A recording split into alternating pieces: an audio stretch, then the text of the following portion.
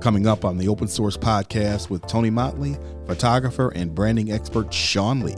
I don't talk about brand. I talk about doing the work. The one thing that I hate about this word brand is that people make stuff up, right? It becomes inauthentic. And so they believe that they have to make this reputation or they have to create this image of themselves, when really the image that should be created of you is the work that you actually do. And so my brand is built around taking care of the client.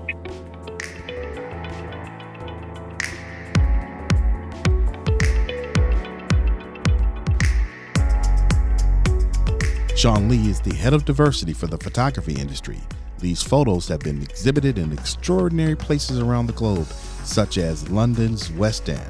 Artist, photographer, and entrepreneur Shawn Lee, welcome to Open Source. Thank you so much, man. I appreciate it. What would you say is your style? I mean, your style has been described as energetic. What does that mean?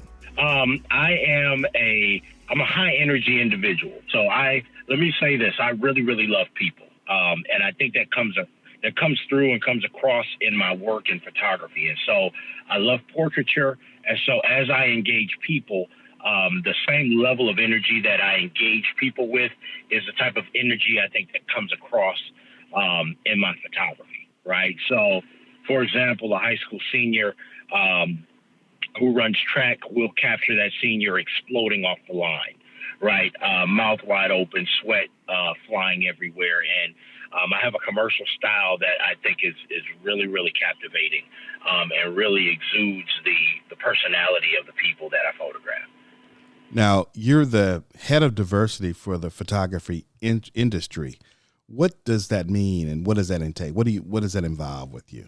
Well, that's a very, very broad statement. I would say yes. I kind of lead diversity. So for the last 6 years, and I've been very, very frank about this. In the last 6 years, I've been kind of leading the charge and getting people of color involved in professional photography. In other words, being able to make a living and create business with the craft of photography and getting people certified, getting people education, making sure we surround them with a community of professionals that can help folk if they really want to make a living doing photography, people of color, that we have a network of people that can actually help them to do that.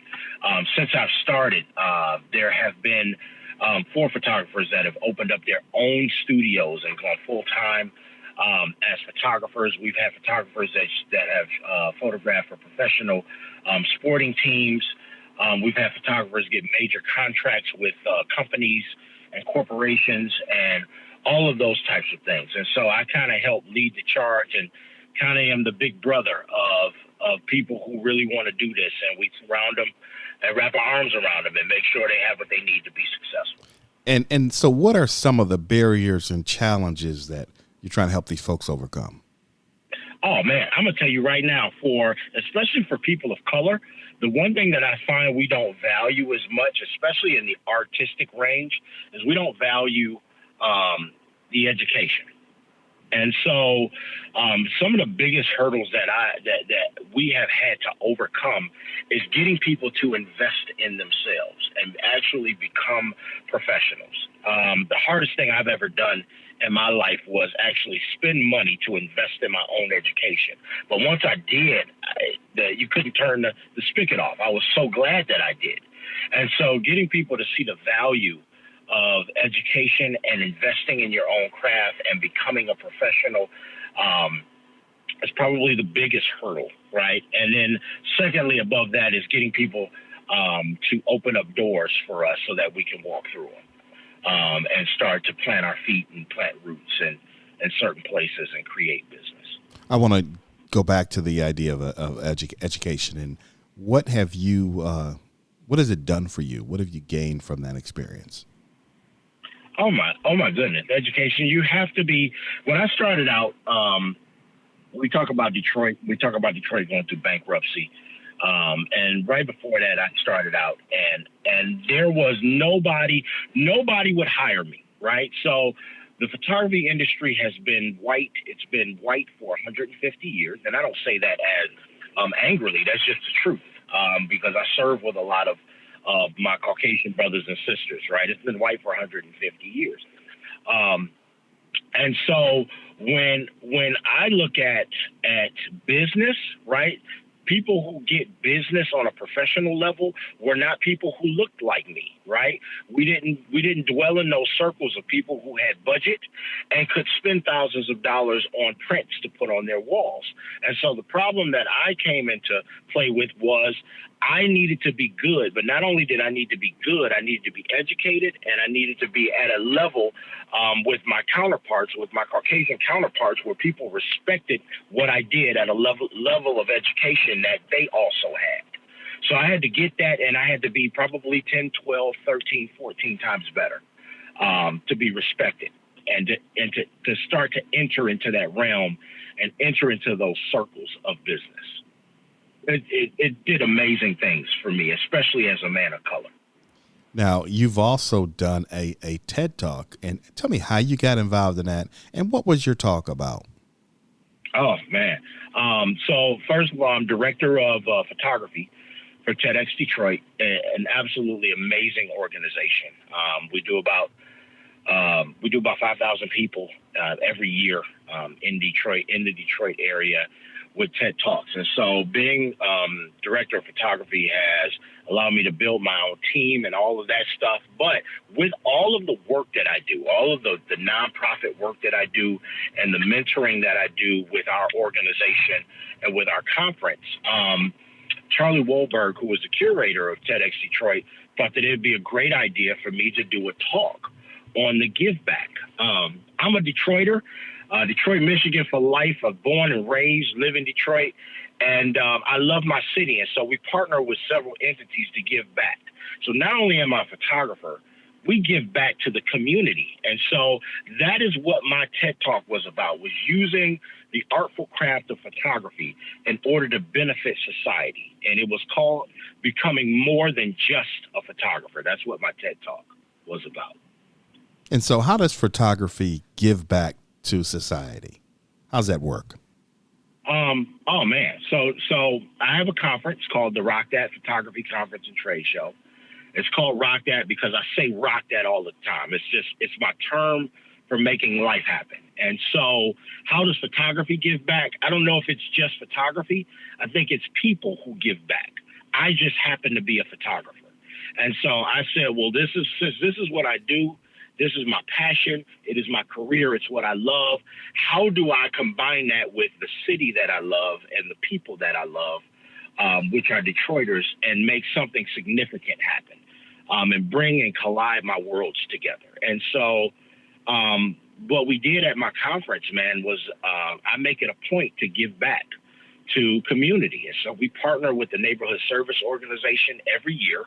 And while we're downtown doing photo walks, we have a group of volunteers that go and we raise money, and we do a catered brunch for all of the residents of the NSO Bell Building, which are those that are homeless and in transition.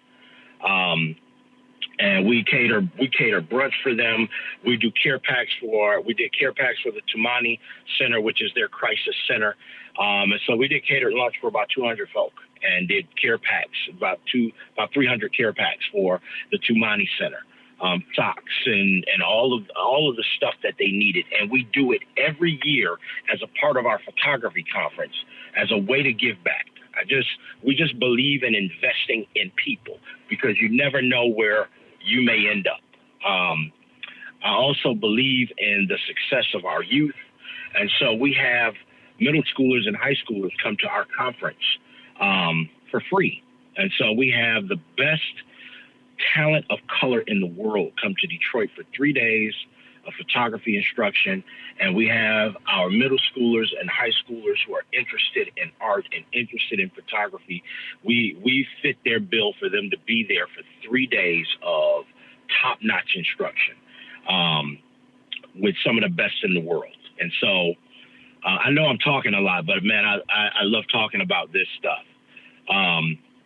And so to give you an idea of when I say best in the world, we've had Terrell Lloyd there. Terrell Lloyd is the only African-American lead photographer in the National Football League, and he is the head photographer for the San Francisco 49ers. Terrell Lloyd comes and speaks for us every year.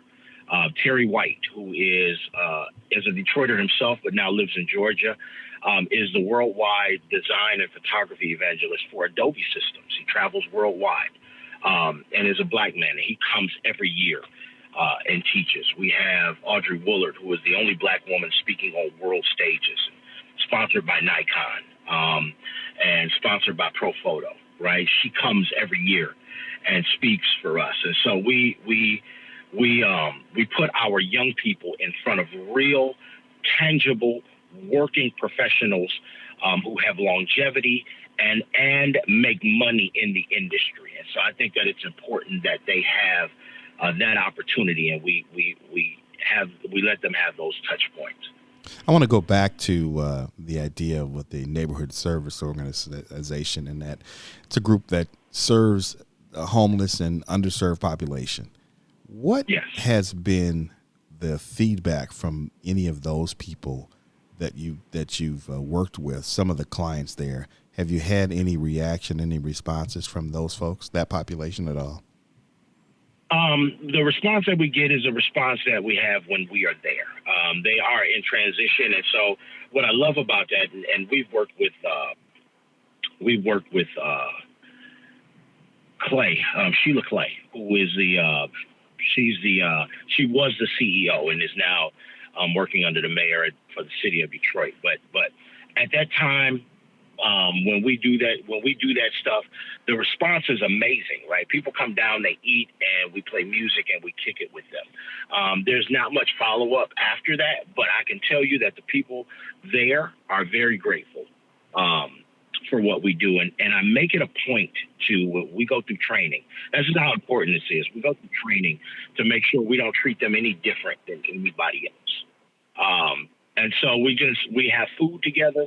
We kick it together. We talk about life together, and you'd be amazed at the lives that these folks have lived. Some of the smartest people on the globe you'll find here. And you know, people just fall on bad ills at times in life, right? It makes them no different than you or I. And so we treat them with a great deal of respect, and they are grateful. And we are grateful to be there and grateful to serve them. They are our fellow brothers and sisters, and we wish them well. And when we're there, we give our all to them. We leave them with food left over so they can take with them. And there's no judgment or anything at all, because our prayer is that they raise up and get back on their feet. Contributing citizens of society again. Question for you too is when you talk about your career as a photographer and your passion really comes through. We can hear that. Why are photos powerful? What makes photography powerful? Oh man, the power of the image that speaks without words having to be said. Is an amazingly powerful thing, and it comes from not the camera, not the tool itself, but the person who is wielding it, right? It is a form of expression, right? I know a lot of photographers who don't express themselves well verbally, but you put them behind a lens and they can capture the gist of a community, a society, a situation, an area. It does a time, right? And it tells a story so strikingly well that when you look at it, it puts you in a place, in a mode, or in a mood, right? Imagery is amazing. It is the thing that we do even when you hear words, right, of art. When you hear words of art, it creates an image in the mind. But what the photographer does is takes what they feel in their heart and they capture it through a lens. And when it is printed and hung on a wall or placed somewhere or put in a gallery, people are able to now feel what that artist was thinking. Photography is completely powerful. I think about the career of Muhammad Ali and his defeat of Sonny Liston, and I've seen the footage of that. And the thing is, footage, it's not iconic, but the famous photo of him standing over Sonny Liston is a powerful, iconic image. And I think that's the kind of thing that you're talking about. It becomes memorable, and it just, you can look at that thing for an hour and just, it's amazing what you can gain from an image. Just one still frame says a lot. It is. You know what? I've seen studies where people with Alzheimer's forget certain things, but images are blazed in their minds, right? One image can define a lifetime, right? And especially when you talk about Muhammad Ali standing over Sonny Liston, that is our view of the greatest of all time.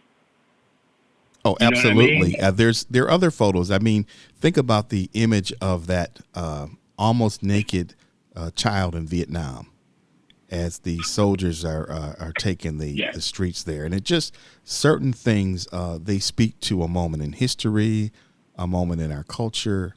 And I think photography does that better than any other medium can do.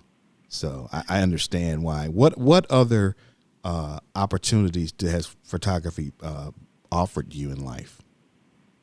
Oh man, well, photography, it's my job. It's what I do for a living. But through it, I have been able to do some pretty cool things, right? So I've been able to travel the globe, travel the world. It's allowed me the opportunity to teach and inspire people. It's allowed me to talk about becoming more than just a photographer, right? The one thing I love about this is that in our industry, people love to learn photography. Novices, people of all colors, all walks, all faiths, it doesn't matter, right? And so what it has allowed me to do is to enter the door from a photography standpoint and start talking about photography, but end in a place that inspires people to do more for their own communities, right? To open their eyes and to see that photography is not just a thing to learn to make money, but it's a thing to learn that can actually serve people extremely well. Using it as a gateway, man. That's probably the biggest thing that photography has done for me and helped me to do. It has opened up. I'm gonna tell you this: people don't do business with just photographers. People do business with people that they like, right? And because I serve people well, companies have made it a point to do business with me because they say, Shawn, we like you, right? So you have to be good at what you do by default. Your imagery has to be strong. Your knowledge base has to be strong. Your body of work has to be strong by default. But what makes people use me and hire me is the fact that I combine that skill set along with a personality that people trust, along with a service mind, along with I'm going to make sure I take care of you and hold your hand along the way, and that we are going to make everybody feel good while we go through this process. Now, you also do some things regarding branding and that kind of thing. That's a real hot word right now. Kind of drives me crazy. Yeah. But well, anyway. But let's have the conversation, regardless of my personal feelings. Let's talk about what you've done in regards to branding and how you've helped other people in that area. Very cool. The way I launched my business, the way I grew my business was from branding, the word that, kind of lights you up a little bit. When I started, my skill set wasn't the issue, right? I mentioned it before. Skill set wasn't the issue. The industry is all white, right? And so there was no client base built around me, right? I came up where I came up at, and so I set my pricing at what I thought I was worth. And the ultimate answer was, Shawn, why should we use you? Right? My stuff was strong, but why should we use you? I can go to this photographer over here who's been in business for years, right, and do this. So the answer to my problem became branding. It wasn't my skill set. It was how people perceived me. So I had to work on that, right? And the reason that I have been able to do the things that I've been able to do, get the business that I have been able to get, is because I've presented myself in a certain light, and I've made sure that I presented myself as a guy who solves problems. And that is how you present yourself. That is, in a sense, branding. So with Brand Camp University, great guy named Hodge Flemings, who is the head of Brand Camp University and Rebrand Cities, we had the opportunity to work with WordPress.com. And I had a chance to go around the nation and photograph small businesses all over the nation for those that didn't have websites. And we partnered with WordPress.com, and that was a big deal.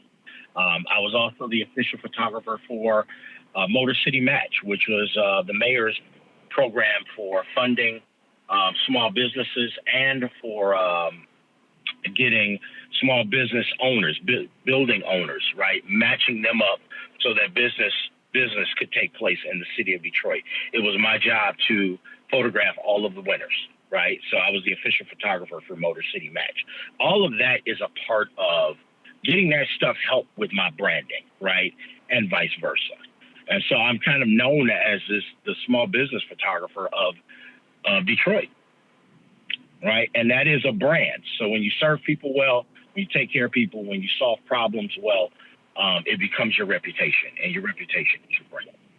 Right. And I wanted to get to that. And I didn't want to preach, so I wanted you to say it. And I think reputation, I think for anyone that wants to create a brand or to fix their brand, they have to understand that your brand is built around your reputation.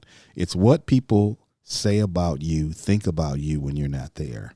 So how do we, you talked about some of the things that for you personally, but if you're coaching someone, what are you telling them to get their brand, to polish their brand? I don't talk about brand. I talk about doing the work. You have to be authentic. It has to be real, right? That's the one thing. The one thing that I hate about maybe this word brand is that people make stuff up, right? It becomes inauthentic. And so they believe that they have to make this reputation or they have to create this image of themselves, when really the image that should be created of you is the work that you actually do. And so my brand is built around taking care of the client, serving them extremely well, work being extremely strong, customer service being extremely strong, meaning that when stuff happens, and stuff happens from time to time, make sure you take care of your client, right?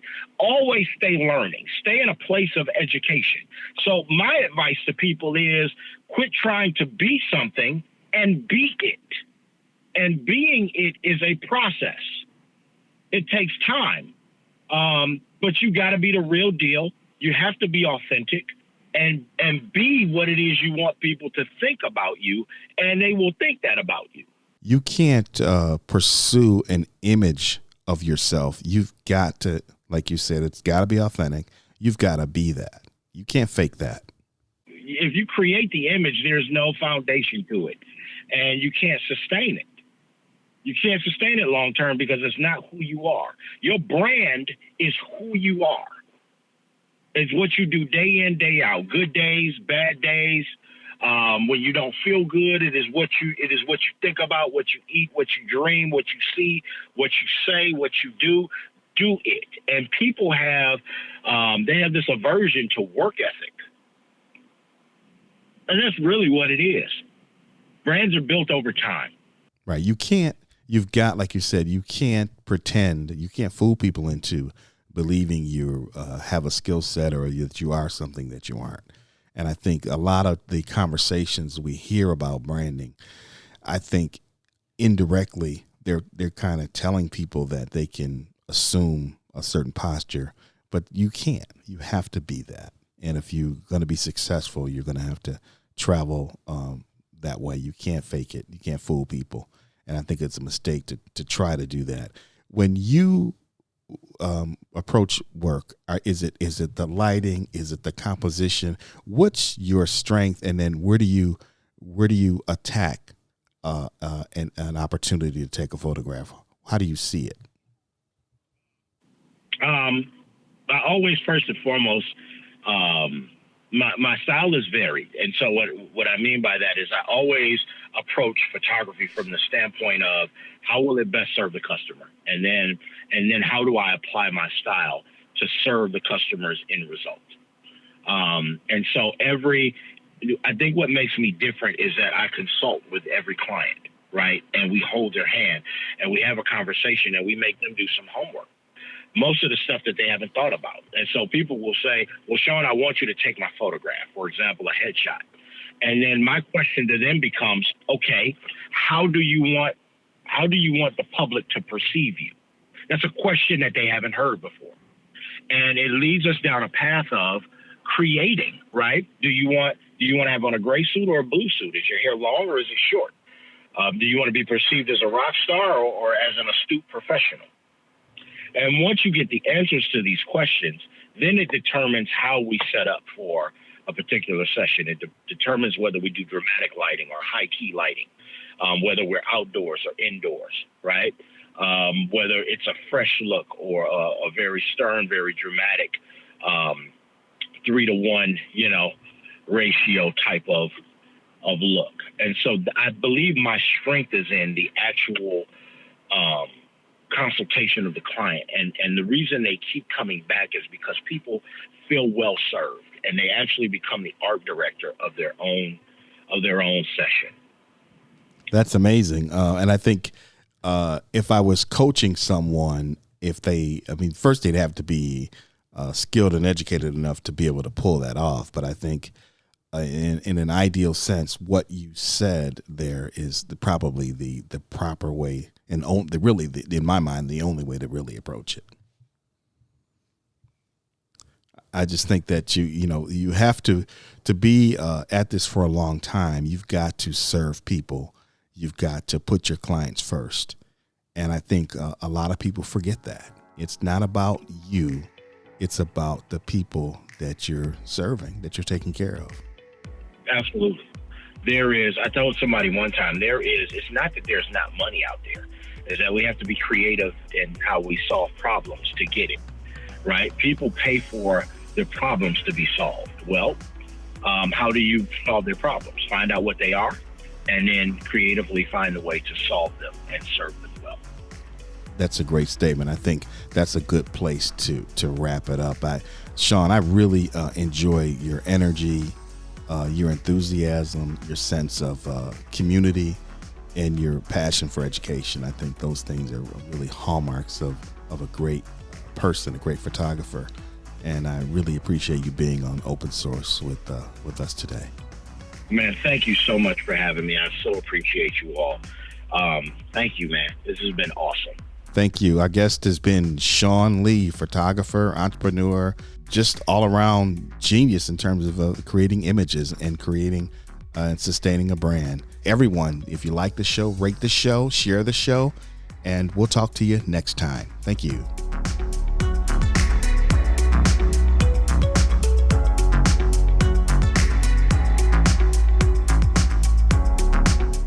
Open Source with Tony Motley is a production of Duet Digital Media and McLaughlin Media.